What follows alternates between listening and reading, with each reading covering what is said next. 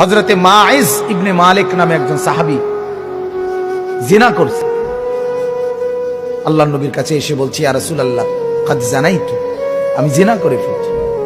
আল্লাহর নবী ফালতাফাতা, অন্যদিকে চেহারা ফিরাই দিয়েছেন।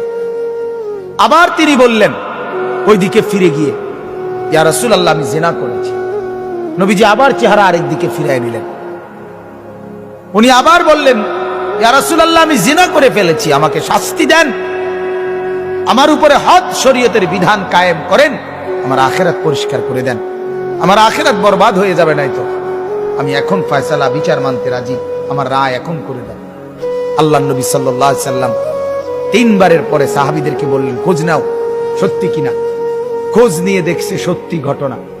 আল্লাহর নবী সাল্লাল্লাহু আলাইহি সাল্লাম বলছেন, গর্ত খনন করো। গর্ত খনন করছে। ওই সাহাবীকে গর্তের মাঝখানে কোমর পর্যন্ত দাঁড় করাইয়া বাকি সাহাবীদেরকে বলছে তাকে পাথর মেরে হত্যা করো। মুসলিম শরীফের হাদিস, একেবারে বিশুদ্ধ হাদিস।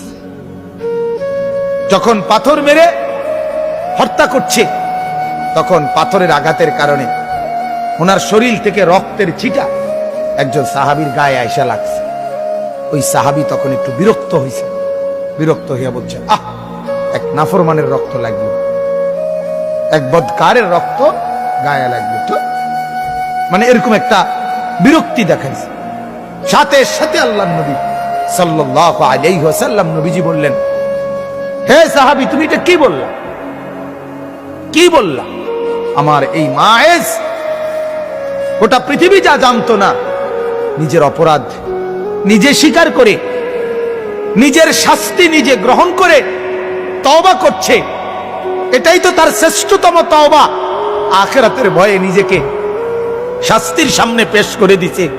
আল্লাহর নবী তখন বললেন, লাকাদ তাবা তাওবাতান, আরে সাহাবীরা শোনো, আমার এই সাহাবী এই মুহূর্তে এমন তওবা করছে, এটা তার এমন তওবা, লাউ কুসিমাত জামিউল আরদি লা ওয়াসাত, যদি তার এই তওবা বাইটা বন্টন করে পৃথিবীর সমস্ত নাফরমানের গুনার মোকাবেলায় তার তওবা যদি বন্টন করে, আল্লাহ তাআলা সবাই মাফ করে দিবে। তার তওবা এত ভারী, কারণ সে তো নিজের অপরাধ নিজে কি করছে, স্বীকার করে নিছে।